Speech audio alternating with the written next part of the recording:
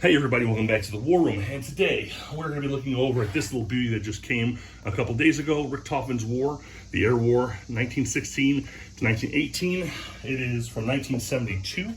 I owned this plane years ago, or plane, I owned this board game years ago, but I lost it. I was about 12 or 13. I know, War Room, you asshole.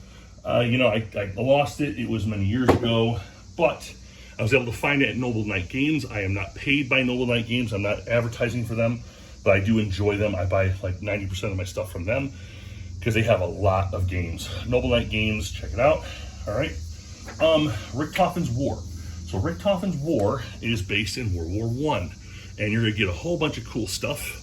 Here, let me put you in my lap here.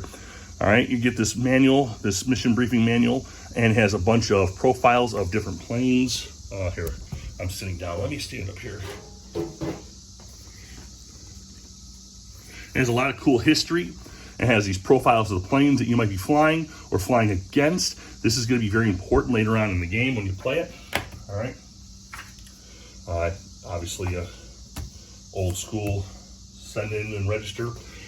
Aircraft status pad, you use a piece of pencil. There are some markers that you use, you slide up and down for altitude and munitions and what have you, but you go through the red book and you put down the information on this pad, and this sets your plane up for the game.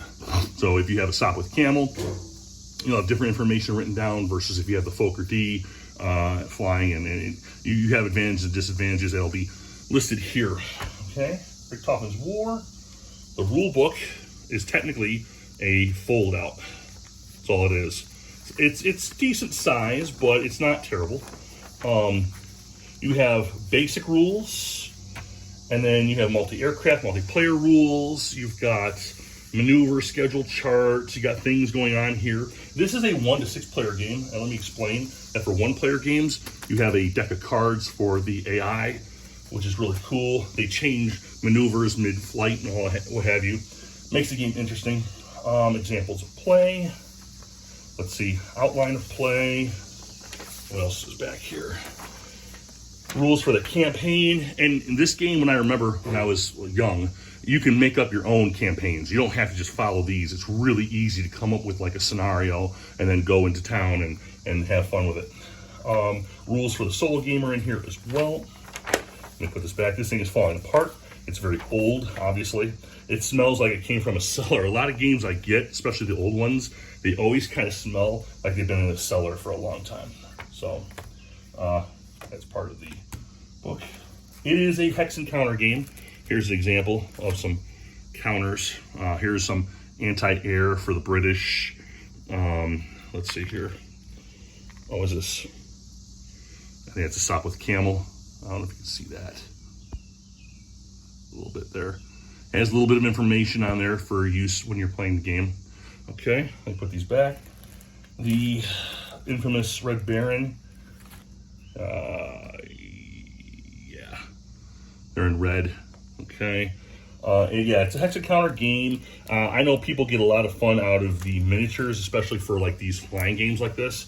But this game was actually really a lot of fun. And I was sad when I lost it. So I started looking for it. And of course, like I said, Noble Knight Games, they had it. There's like one left last time I checked. Here's leftover pieces. Easy scenario setups.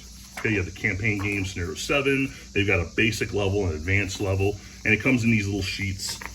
Like I said, similar to 1776.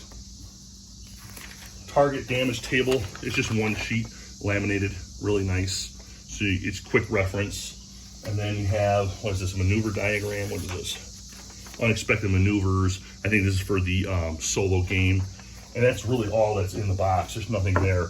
The board itself, allow me to move this stuff.